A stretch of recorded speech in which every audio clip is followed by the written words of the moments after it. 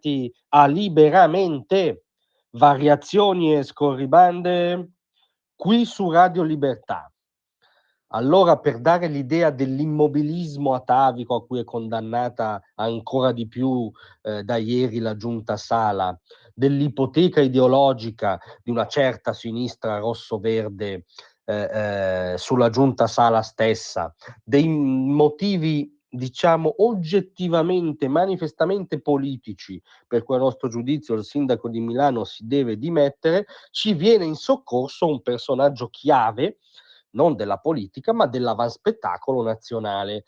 Stiamo parlando di Angelo Bonelli, il portavoce dei Verdi e il co-leader di AVS, appunto l'Alleanza Rossoverde, insieme a Nicola Fratoianni. Sono i geni che hanno sfornato nuove leve, nuove speranze della politica in serie come Soumahoro e la Salis, per capirci, che ieri ha rilasciato una dichiarazione a proposito di quello che sta accadendo a Milano. Ricordiamo che il suo partitino verde, che, come diceva Giulio Andreotti, in Italia i verdi sono come i cocomeri, quindi verdi fuori ma rossi dentro. Ebbene, Angelo Bonelli ha dichiarato quanto segue: siamo convinti che il sindaco Sala potrà chiarire la sua posizione. Già qui c'è una torsione della logica minima di uno Stato di diritto, nel senso che in qualunque inchiesta che coinvolga Sala, Salvini, Toti, chiunque, è l'accusa che deve chiarire se la sua ipotesi accusatoria sta in piedi, non è il contrario. Ma adesso non pretendiamo, come dire, raffinatezze giuridico-filosofiche da Bonelli. La parte interessante della dichiarazione è quella politica. Ma una cosa è evidente: serve una profonda revisione delle politiche urbanistiche, cioè non costruire mai più, fermare e agire su Milano come se fosse un paesello di campagna, diciamo.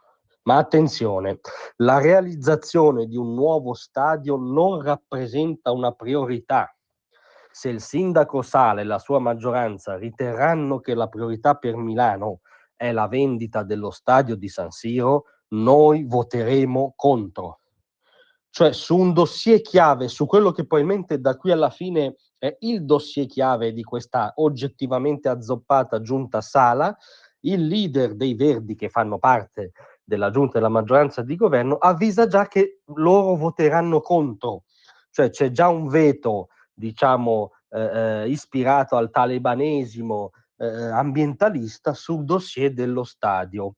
Questo dà l'idea di quanto sia forte oggi il sindaco Sala, cioè la sua forza è pari allo zero da un punto di vista politico, un sindaco commissariato e tenuto in piedi sostanzialmente dal PD, i cui margini politici, che già prima erano complicati perché la sua è un'alleanza molto eterogenea, i cui margini politici sono ridotti a zero e in balia del primo veto del primo Bonelli che passa.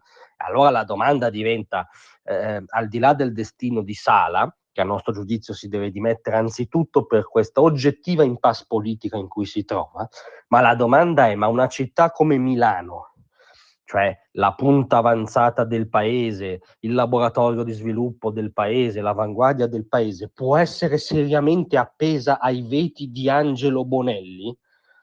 Cioè di colui che ha fatto, diciamo, dell'estremismo green, dell'ideologia gretina la propria stella polare, anche nelle sue versioni più picaresche, immaginifiche, ha appena definito l'intero centrodestra una banda di climafreghisti perché accade che a luglio fa caldo, cioè questo è Angelo Bonelli, è quello affetto da espostite acuta, no? Che fa un esposto, appena qualcuno fa un'opera, tac, un esposto, caso di scuola Ponte di Messina, esposto contro Matteo Salvini. È uno che è arrivato a dire che se i Verdi non prendono voti è colpa della cultura cattolica che c'è in Italia. Io non so cosa ne pensa quel cattolicesimo discreto borghese milanese che ha in gran parte sostenuto, ai miei occhi inspiegabilmente, la traiettoria politica di Sala. Cioè Milano oggi è appesa a un personaggio del genere. Se lo merita Milano, se lo meritano i milanesi,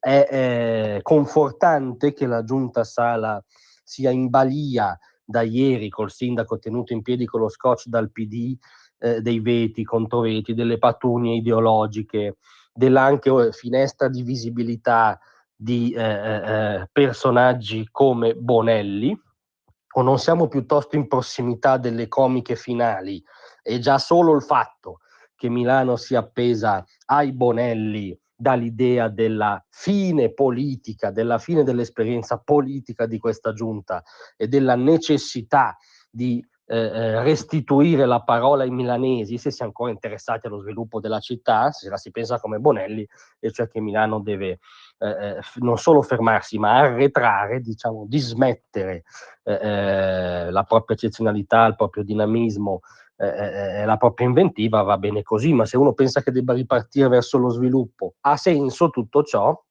Beh, le risposte ci sembra siano implicite nelle domande. Grazie a tutti, vi aspetto.